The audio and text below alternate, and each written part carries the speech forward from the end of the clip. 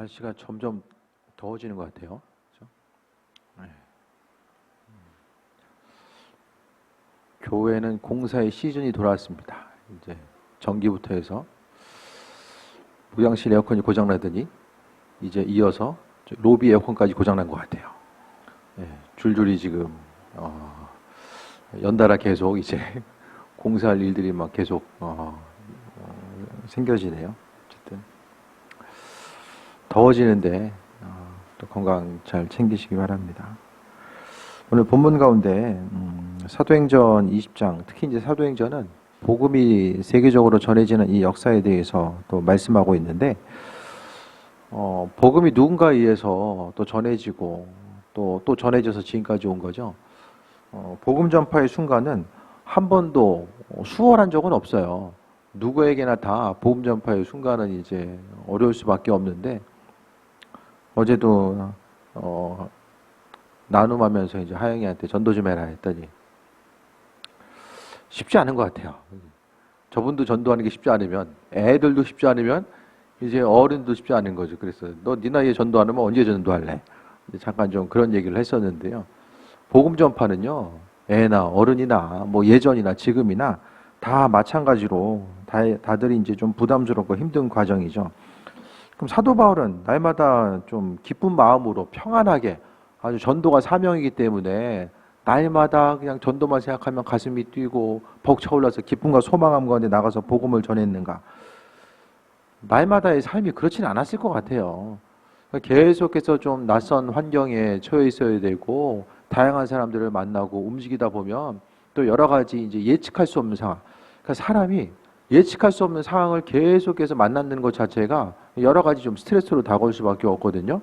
그러니까 바울 사도의 삶의 여정뿐만 아니라 이 복음이 세계적으로 전파되는 데 있어서 또 많은 부분 쉽지 않은 상황 가운데 있지만, 그래도 하나님의 일꾼들을 사용하셔서 그분의 선하신 뜻과 인도하심을 계속해서 비춰오셨던 것을 보게 됩니다. 그래서 오늘 본문은 바울 사도가 이제 마지막으로 가야 될 때가 예루살렘이죠. 예루살렘에 가서 잡힌 이유로 그다음에 이제 로마로 이제 끌려가게 되는데, 그의 삶의 여정을 통해 봤을 때 이 하나님은 한 사람 한 사람 하나님의 백성들을 사용하셔서 은혜와 충만함으로 함께 하셨는데, 그러니까 바울도 고난이 있다라는 것을 알았어요. 어떻게 알았습니까? 바울에게 있어서의 환난과 어려움이 있다는 사실을 어떻게 알았죠? 그게 바로 예언이에요. 23절 보면 오직 성령이 각 성에서 내게 증언하여 결박과 환난이 나를 기다린다 하시나라고 이야기합니다. 이게 무슨 얘기죠? 바울 사도가 복음을 전하고자 했을 때에 성령께서 미리 알려주셨어요. 예루살렘에 가면 환난과 어려움이 따른다라는 사실을 성령께서는, 그러니까 이 당시에도, 그러니까 초대교회 역사는요, 성령을 배제하고 나서는 설명을 할 수가 없어요. 초대교회 신앙의 특징은 체험적인 신앙, 성령의 인도하심을 체험하고요, 그 체험적인 신앙을 중심으로 해서 그들은 끝까지 복음의 일꾼으로서 쓰임받는 삶을 살고자 했던 것을 발견합니다. 그러니까 그들의 체험 가운데서 체험하는 신앙, 성령을 체험하는 신앙의 중심은 뭐냐면, 뭐 다른 여러 가지 것들이 있죠. 성령님께서는 우리에게 지혜로 허락하시고 또 아버지 하나님의 사랑이 무엇인지를 깨달아 알게 하시고 여러 가지 것들이 있는데, 그 중에 한 가지가 이제 예언의 은사죠. 이 예언의 말씀이 성령 충만함 가운데 하나님의 그 지식의 말씀이 전해진 거예요. 지혜와 지식의 말씀이 성도들, 특히 이제 초대교회 교인들에게 전해지고, 그 전해진 말씀을 통해서 그 여러 가지 이제 하나님이 계획하심과 인도하심이 성령 충만한 가운데 비춰지게 된 거죠. 그래서 바울 사도가 이제 예루살렘으로 간다는 내용이 주변의 교회들 가운데 이제 들려진 것 같아요. 그래서 바울 사도에 대해서 이제 중보기도 하다 보니까 하나님이 비춰주신 거죠. 성령께서 바울이 예루살렘 가서 전도하면 죽는다, 어쨌든 환난과 어려움이 있다라는 사실을 비춰주었는데, 바울에게 있어서 그 어려움을, 그러니까 예언이 아니더라도 바울 자신은 어쨌든 그 유대교에 있어서의 가장 강력한 배신자, 예? 키워놨더니 딴집 봤어. 예? 잘 키워놨는데 지금 집 나간 게 이제 바울이거든요. 그러니까 그를 향해서 어떻게 하면 죽일 수 있을까? 바울이 얼마나 눈에 가시였겠습니까? 수많은 사람들 이야기하는 거, 야 바울 봐봐, 그 누군지 알아? 유대교에 있어서 그렇게 열심히 했던 사람이 예수님 믿게 되었어. 예수님이 살아계시지 않았으면 그가 변화됐겠어? 그러니까 대표적인 유대인에게 있어서의 대표적인 개종의 케이스가 바울인 거죠. 근데 또 엄밀히 이야기하면 제가 가끔 말씀드리잖아요. 유대교와 그리스도교가 이 당시에 분리가 되지 않은 거예요. 유대교의 터전 가운데서 예수님께서도 율법에 대해서 강조하셨고 유대인들이 가지고 있었던 유전에 대해서도 또 인정하시고 또 예수님께서 율법을 폐하러 오신 것이 아니라는 사실을 또 말씀하셨잖아요. 그래서 환난과 어려움이 기다린다라는 사실을 성령님의 인도하심을 통해서 비춰주신 거죠. 우리도 좀 세상을 살면서 좀 그런 생각 안 해보세요? 평상시의 삶을 통해서는 모르겠어요. 교회에 오면은 정말 열심히 찬양하고 기도하고 하나님의 살아계심과 인도하심에 대해서 찬양하는데 교회에 와서 찬양하는 여러분, 우리가 그 교회 밖에서도 좀 똑같은 사람 맞습니까? 어때요? 교회 안에서의 나와 교회 밖에서의 여러분 자신이 어떻습니까? 스스로 생각했을 때에 좀 동일하게 좀 어떠세요? 교회 밖에서나 나나 동일한 사람 같다. 아니면은 교회 밖에 있다가 교회에 오면 뭔가 좀 느낌이 딴 사람 된 듯한 느낌? 열심히 주를 향해서 찬양하고 예배하는데 이거 내가 맞나? 아니 그거를 제가 생각해봤어요 오늘. 어쨌든 이 그 예배 가운데 성령님의 인자하심과 함께하심에 대해서 소망하면서 우리가 가는데 이 기도 시간뿐만 아니라 이 평상시의 삶을 통해서도 여전히 예배 가운데 임하실 성령님에 대해서 이 평상시의 삶을 통해서도 좀 간절히 소망하고 성령께서는 기도 시간에 임하신 게 아니잖아요. 평상시에 우리의 삶을 통해서 그분은 역사하시고 인도하시는데 그 인도하신 성령님을 우리가 경험하면서 살아가고 있는가. 그래서요. 그러니까 성령께서는 그러니까 뭘 말씀드리냐면은 초대교회 교인들은요. 예배라든지 어떤 특별한 모임 가운데서만 성령의 인도하심을 간구했던 것이 아니라 그들의 삶을 통해서 또 각각의 기도의 시간을 통해서 성령 충만케 됨에 대해서 간구했고요. 그것을 통해서 살아계신 주님과 날마다 믿음의 교제 가운데 나아갔다는 거예요. 그래서 우리가 평상시에 교회에서처럼 간절히 성령 충만함을 그 평상시의 삶을 통해서 간구했으면 주의 음성 듣지 않으려고 해도 알아서 하나님께서 주실 거예요. 그래서 우리가 교회 밖에서는 세상의 소리에 너무 귀를 기울이는데 그 세상의 소리만큼 주의 음성에 대해서 얼마나 귀를 기울이고자 하는가 이런 부분들을 좀 점검해 봐야 되는 거죠. 그래서 교회 밖에서의 내 모습이나 교회 안에서의 그 나의 모습이나 여전히 동일한 존재로서의 삶을 살아가는 거. 그러니까 기도하는 나, 교회 안에서의 나, 밖에서의 나. 다 마찬가지잖아요. 우리가 다. 저뿐만 아니라 여러분도 마찬가지로 그렇게 충만함 가운데 나가고자 하면 주님께서 알려주시는 것. 그러니까 예언적인 사역은요. 예수님 당시나 그 초대교회 역사 그때나 지금이나 성령께서는 끊임없이 말씀하시고 또 말씀하신다라는 것을 우리가 또 발견하게 됩니다. 그러니까 이 시대 가운데서 주님의 음성에 귀를 기울이고 나아가는 거죠. 그래서 사도 바울이 이제 그 성령의 인도하심에 대해서 듣고 또 이제 마지막 순간을 생각하면서 에베소에 있었던 장로들, 교회 가운데서 하나님의 일을 감당하기 위해서 교회 지도자들을 세웠어요. 그 장로들을 청해서 밀레도라는 지역에서 이제 바울 사도가 잠깐 이제 만남을 갖게 된 거죠. 18절 오매 그들에게 말하되 아시아에 들어온 첫날부터 지금까지 내가 항상 여러분 가운데 어떻게 행하였는지를 여러분도 아는 바니. 그러니까 바울 사도가 복음을 전파함에 있어서 얼마나 수고하는 삶을 살아갔는지에 대해서 그가 이제 이야기하고 있는 거죠. 교회에 있어서의 장로들이 세워지는 거. 그 이번에 이한영 목사님 아버지께서 소천하셔가지고 장례식장 갔는데 오랜만에 그냥 뭐 신학교 동기들이 모였는데 한 나이가 좀 저보다 몇 살 위인 목사님이 계신데 신학교 동기예요. 서울에서 이제 교회가 재개발되면서 다른 곳에 이제 동일하게 땅을 받아가지고 건축을 했어요. 근데 건축을 했는데 교회 일꾼들이 너무 없는 거예요. 그래서 일할 사람이 없어가지고 상당히 좀 힘들어 하시더라고요. 그래서 교회는 외형도 중요하지만 교회 내에서 정말로 주의 일을 감당할 수 있는 누군가가 조금 더 세워지고 또 인도하심마다 나아가는 것. 그래서 교회는요, 각자 이제 잘할 수 있는 몫이 있잖아요. 그래서 그 잘할 수 있는 몫을 하나하나 또 나누어서 이제 감당하면 되는 거예요.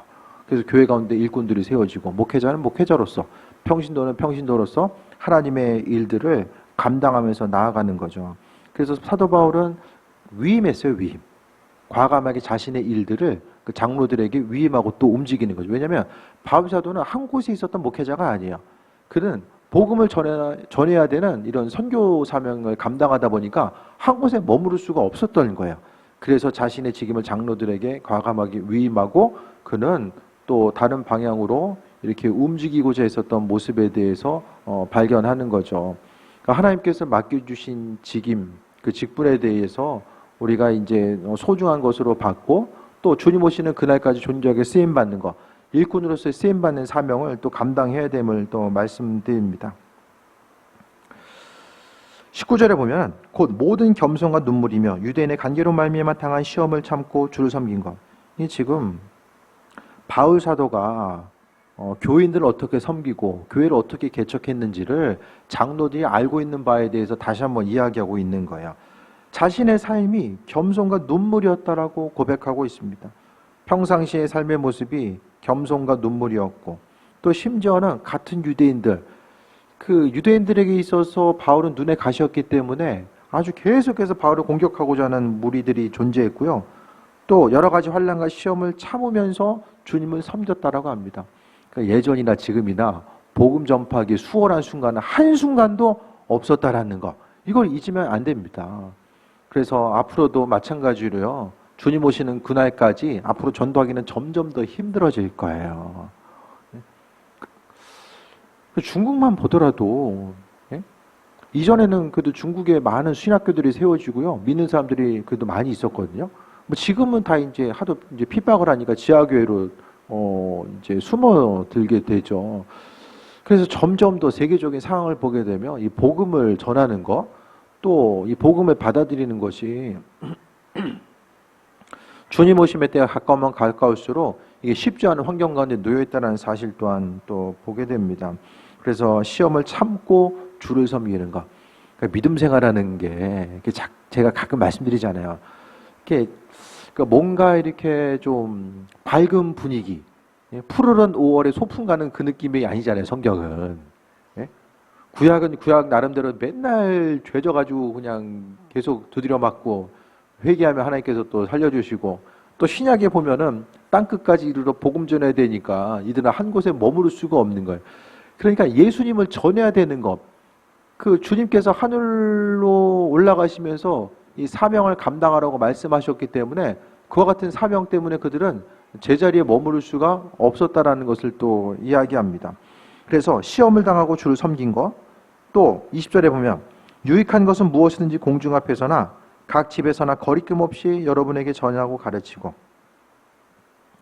유익하다라고 생각했던 모든 것들에 대해서 거리낌 없이 담대하게 전했다라고 말씀하고 있어요. 그러니까 교인들이 들어야 될 것들, 또 그런 부분들에 대해서 분별하고 또 하나님의 지혜로 말미암아 또 가르치고자 했었던 모습을 또 이야기합니다. 가르치려면 뭘 해야 되죠? 배워야지 가르치죠. 배워야지 가르치잖아요.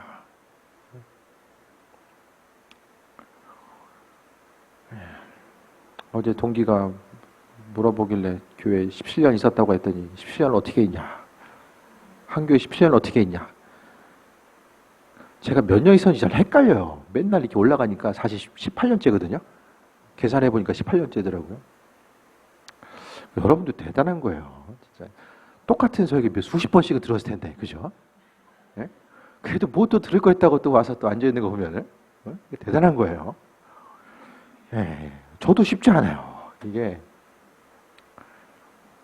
참 한 교회에서 이렇게 근데 아직 달려갈 길이 많네. 생각보다 온 만큼 더 가야 되니 참 좀 많이 남은 거죠. 모든 일들 가운데서 주님께서 또 가르치게 하시고 또 그분의 지혜로서 허락하시는 모든 것들. 그러니까 세상 것들에 대해서 분별하고요. 뭐 성경 공부 하나를 생각해도 또 요즘 조금씩 이제 평신도들에게 좀 접근할 수 있는 성경 공부의 방법들이 좀 개발되는 것들이 좀 더 보여지더라고요. 그러니까 세상이 좀 돌아가는 것도 좀 알아야 되고 뭐 여러 가지 것들. 어쨌든 바울은 말씀과 또 균형 잡힌 이런 감각들이 있었기 때문에 특히 이제 유대 지역에 있었으면 그는 헬라 지역이 문화적으로도 그렇고 다가가기가 쉽지 않았을 거예요. 하지만 하나님 주신 지혜로 말미암아 그 담대하게 또 선포하고 나아가게 됩니다. 또 21절에 보면 유대인과 헬라인들에게 하나님에 대한 회개와 우리 주 예수 그리스도에 대한 믿음을 증언하게 하시는 것. 하나님 향해서 회개하고 그리스도께 대한 믿음. 회개와 믿음을 증언한 거. 그러니까 바울 사도의 복음의 역사, 복음을 전함에 있어서 회개해야 될 것들과 우리가 가지고 있는 믿음. 회개는요, 능력이 있어요. 우리의 삶을 통해서 그 요나가 회개함을 통해서 그의 삶의 모습이 이제 바뀌어지고 회개를 통해서 물고기 뱃속으로부터 탈출할 수 있었잖아요. 그 10년 가운데 돌아봐야 될 것들, 회개할 것들, 생각과 말로써 회개해야 될 것들이 무엇인지를 또 온전히 돌아봐야 되고요. 또 예수님께 대한 믿음. 바울 사도가 제일 강조한 것이 예수님을 향한 믿음이죠.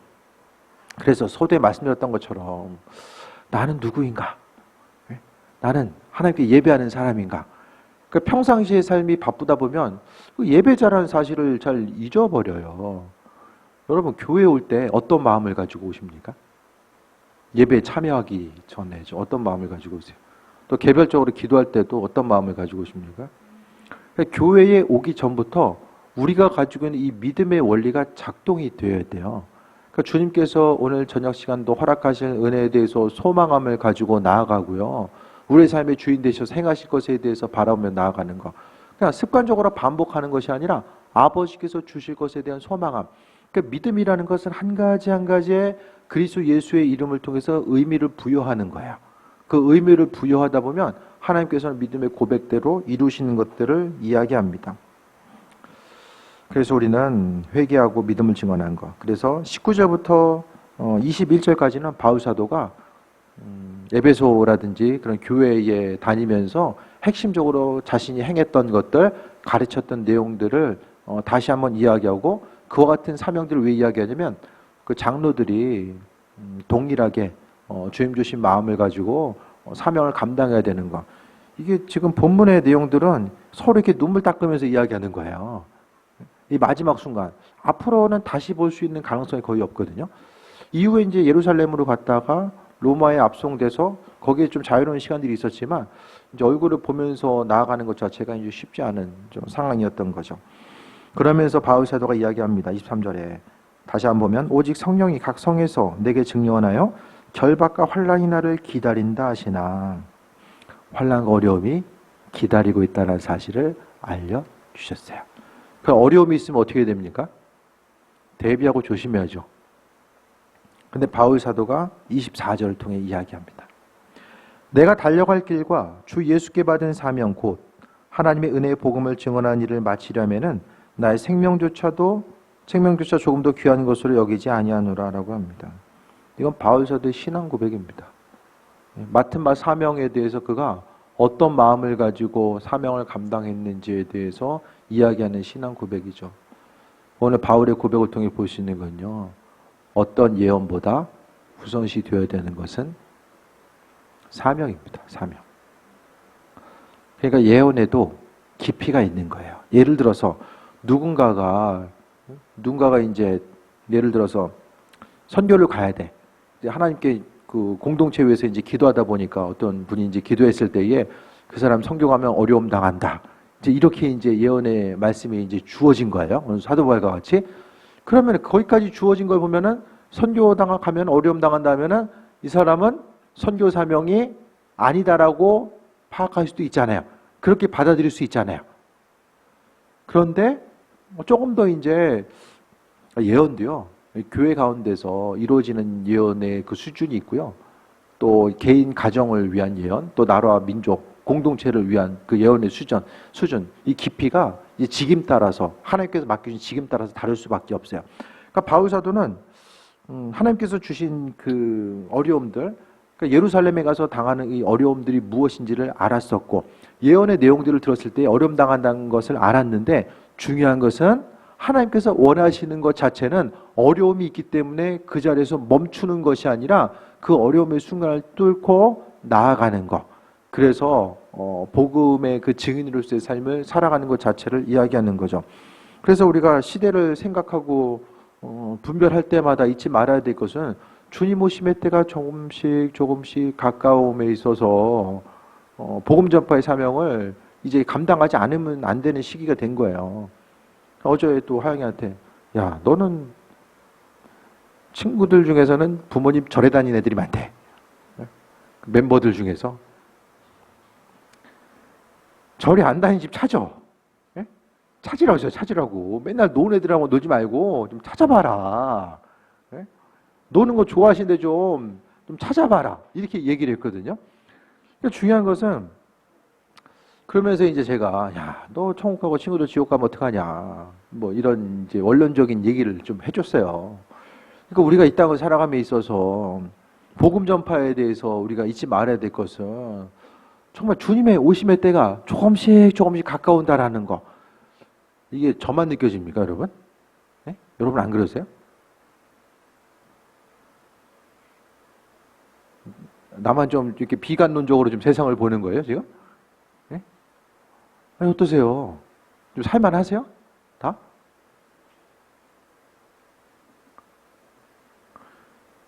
이렇게 더 가면은 시골 가가지고 자기가 농사 짓고 농사 진 것만 먹고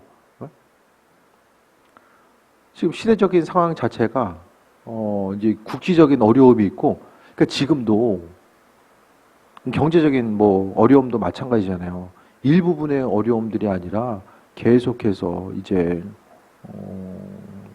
그 어려움이 이어지는 상황들이 이제 맞이하는 거죠. 환난과 어려움, 복음 전파의 사명을 감당함에 있어서 어쨌든 시대가 수요일 날도 비슷한 말씀 드렸었는데요. 환난 어려움이 다가올수록 우리는 더욱더 내 몸 어떻게 살아갈 수 있을까 그거를 고민하기보다는 복음 전파에 대해서 어떻게 감당할 수 있을까. 내 주변에 있는 사람, 내 가족들 주변에 있는 사람, 내가 신경 안 쓰고 내가 기도를 멈추면 누가 책임집니까? 시간 지나면 알아서들 다들 그냥 어느 순간 갑자기 다른 사람 돼가지고 교회 가야지? 이게 안 됩니다. 모든 사람을 향해서 하나님이 다 알아서 하신다? 그 사람을 구원하기 위해서 누굴 사용하실까요? 나보다 나를 대체할 수 있는 사람이 그들에게 있습니까? 요걸 잘 좀 본질적으로 잘 좀 기억해 봐야만 합니다. 24절 다시 한번 보면 사명을 마치려 하는 일에는 생명조차 조금도 귀한 것을 여기지 아니한다. 그러니까 세상에 어떤 예언이나 능력의 말씀보다 가장 중요한 건 무엇입니까? 사명, 복음 전파의 사명에 가장 우선시 되어야 된다는 것을 이야기하는 거예요. 여러 가지 다양한 예언의 말씀도 예언의 말씀의 핵심은 뭐죠? 하나님의 백성으로 바로 사람을 세워나가는 게 예언의 핵심이에요. 잘했다 잘못했다 얘기해 주는 거 앞으로 일어날 일들에 대해서 얘기하는 그것보다 훨씬 더 중요한 거는요. 핵심적인 내용은 예수님 잘 믿는 거 복음 전파 일꾼으로 쓰임받는 것 자체가 하나님께서 그분의 뜻을 비춰주시는 거. 우리도 사람들을 보면서 자녀들에게 있어서 가장 큰 복은 무엇입니까? 세상에서 다 잘 되는데 영혼 구원만 못 받아. 이게 무슨 의미가 있습니까? 하나님도요. 우리를 향해서 여러 가지 선한 것으로 주고 싶어 하시는데 가장 우리의 삶을 통해서 원하시는 것 자체는 영혼 구원, 우리의 영혼 구원이고 또 우리 주변 한 사람 한 사람을 향한 영혼 구원에 있다는 거. 그래서요. 우리의 삶에 있어서의 목적, 이 사명 자체를 잊어버리면 안 돼요. 그 사명이라는 것이 특별히 어떤 복음 전파도 그렇고 어떤 특별한 사람들, 목회자나 특별한 사람들, 뭐 직분자들 누구에게만 요구되는 것이 아니라 우리 각각 한 사람 한 사람에게 하나님께서는 그분의 사명을 우리에게 맡겨주셨고요. 그 일들을 위해서 사명 감당하기 위해서 이것저것 은혜를 주시는 거예요. 건강을 주시든 재물을 주시든 간에 그 맡은 바 직분 사명 감당하기 위해서 하나님께서 부어주시는 거예요. 어차피 한 세상 살다 죽잖아요. 영원히 살 수 있는 사람이 있습니까? 한 세상 살다가 끝나게 되는데 어쨌든 인간적으로 보면 바울은 정말로 안타까운 삶을 살았던 사람이에요. 인간적으로 보면 스스로 고생문을 열고 갔던 사람, 남을 쫓아갔던 사람이었는데 오히려 쫓겼던 사람. 고린도서 후반절에 보면은 계속해서 그의 고난의 여정을 이야기하고 있잖아요. 사명 감당하는 것, 그래서 은혜 복음을 증언하는 일 자체가 또 사명이었고, 복음 전파를 위해서는 생명조차 귀한 것으로 여기지 아니했다라고 이야기합니다. 조금 더 볼까요? 25절에 보라 내가 여러분 중에 왕래하며 하나님 나라를 전파하였으나 이제는 여러분이 다 내 얼굴을 다시 보지 못할 줄을 아노라. 그러므로 오늘 여러분에게 증언하거니와 모든 사람의 피에 대하여 내가 깨끗하니 내가 거리끼지 않고 하나님의 뜻을 다 여러분에게 전하였습니다 라고 이야기합니다. 그러면서 28절 한 구절만 더 볼게요. 여러분은 자기를 위하여 또는 온 양떼를 위하여 삼가라. 성령이 그들 가운데 여러분을 감독자로 삼고 하나님이 자기 피로 사신 교회를 보살피게 하셨느니라라고 합니다. 결국 사명에 대해서 교회 리더로서 세워져서 쓰임받는 것 자체가 무슨 뜻인지를 알려주기 위해서 자신이 여러 가지 일들을 이 고별사로서 남기고 있는 거예요. 그래서 양떼를 위해서 삼가라. 주변 사람들 복음 전파하기 위해서 한 사람 한 사람을 세워나가기 위해서 절제하고 삼갈 것을 이야기하고 있고요. 또 교회 리더와 직분자로 세움받은 것은 누가? 성령께서 그들을 또 우리를 세워주셨다라는 것에 대해서 말씀하고 있어요. 성령이 우리를 세워주셨다는 사실을 잊지 말아야 되고, 결정적으로 교회는 무엇입니까?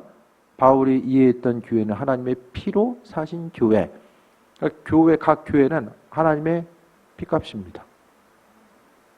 교회는 하나님의 피값이에요.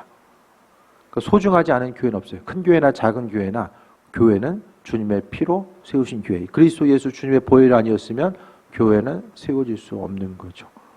그래서 교회 공동체를 세워나가는 건요. 그래서 제가 전에도 몇 번 말씀드렸잖아요. 예수님의 피 한 방울은 온 우주보다 귀하다라고 말씀을 드렸잖아요. 신학교 교수님이 하신 말씀인데 마음에 아주 새겨졌어요. 예수님의 피 한 방울이 우주보다 귀하다라는 거. 그 귀한 피로 사신 것이 이 교회입니다. 주님의 피가 없었으면 교회 공동체는 이루어질 수가 없는 거예요. 그래서 이 교회 공동체가 여러분에게서 어떤 의미를 가지고 있는가, 이 교회를 세워나가는 것이 여러분에게 있어서 어떤 의미인가, 이런 부분들을 다시 한번 생각해 봐야 됩니다.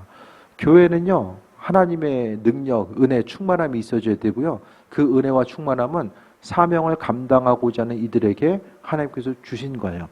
여러분이 하나님 향해서 간절히 바라고 원하는 일들이 있습니까? 그렇다고 한다면 먼저 돌아봐야 될 것은 맡은 바 사명 먼저 돌아봐야 됩니다. 내게 있어서의 사명은 무엇인가? 사람의 본성은 그냥 머무르고 싶어요. 안주하고 싶고 그냥 우리가 머무를 수밖에 없는 핑계가 여러 가지 것들이 있잖아요. 그 핑계를 붙잡고 놓지 않고 싶어요. 하지만은 우리의 삶을 통해 하나님은 주인 되셔서 일하시고 인도하시는 것. 결국 바울이 교회를 위해서 앞으로 나아가는 것은 신앙 경험이죠.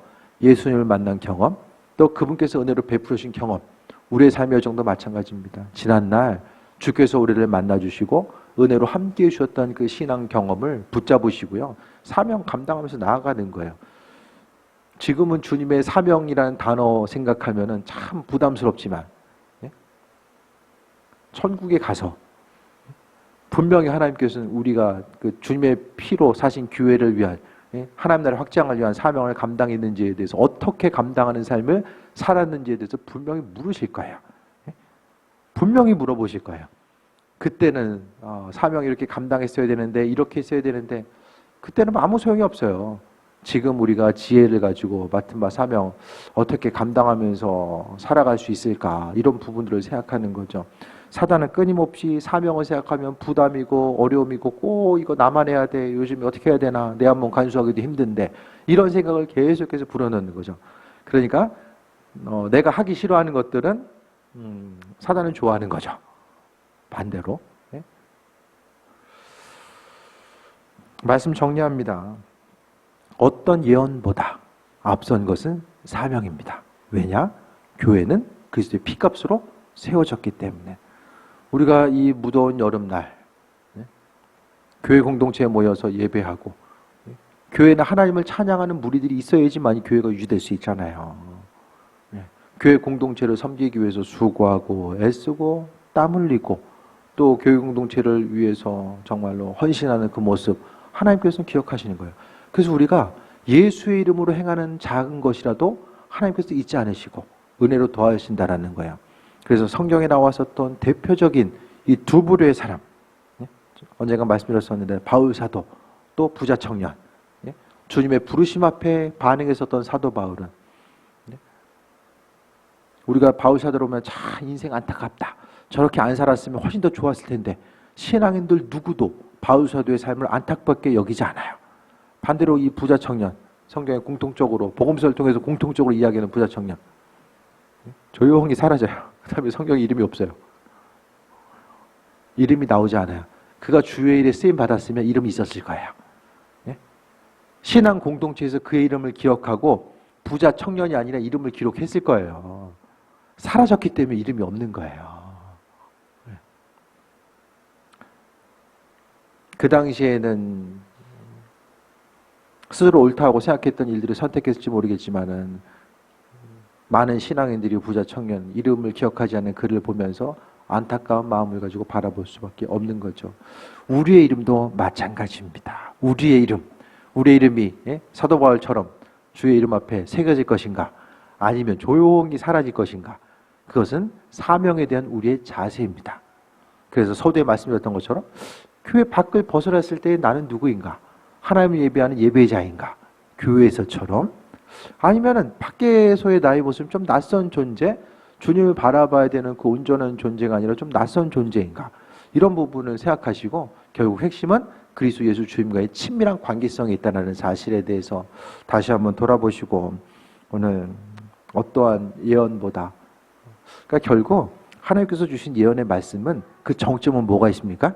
지금 이 시대 가운데서도 복음 전파에 있는 거예요. 은혜 주신다라는 거, 삶의 회복이 있다라는 거, 또 삶을 통해서 하나님께서 주신 것들, 공급하시겠다라 약속하신 이 모든 것들도요, 그 정점에는 복음 전파가 있는 거예요. 그 어떤 예언의 말씀보다 앞서는 것이 바로 복음 전파의 사명 감당하는 것임을 잊지 마시고, 그래도 하나님께서 건강 허락해 주셨을 때에 조금이라도 감당할 수 있을 때에 부지런히 전도 대상들을 위해서 중보기도 하시고, 또 때를 따라 복음 전하시고, 또 하나님 나라의 확장을 위해서 또 마지막까지 끝까지 쓰임받는 귀한 삶 되시기를 축원드립니다. 기도하겠습니다. 아버지 은혜에 감사드립니다. 주님께서 맡겨주신 사명들이 있습니다. 때로는 정말 부담감으로 느껴질 때도 있고, 그 사명을 어떻게 감당해야 될지 지혜가 없을 때도 있습니다. 하나님, 하지만 주님의 몸된 교회, 피값으로 사신 교회, 그 교회를 위해서 마음의 중심을 두고자 하는 이들 축복합니다. 우리에게 지혜와 능력을 함께해 주셔서 귀하게 쓰임받게 하시고 하나님의 사랑과 은혜 가운데 승리하는 귀한 삶으로 주관하여 주옵소서. 주님 앞에 날마다 겸손하고 또 하나님의 영광 위에서 쓰임받는 삶, 그 모든 것 감당할 수 있도록 힘과 능력을 더하시옵소서. 아버지의 사랑에 감사드립니다. 예수님의 이름으로 기도드립니다. 아멘.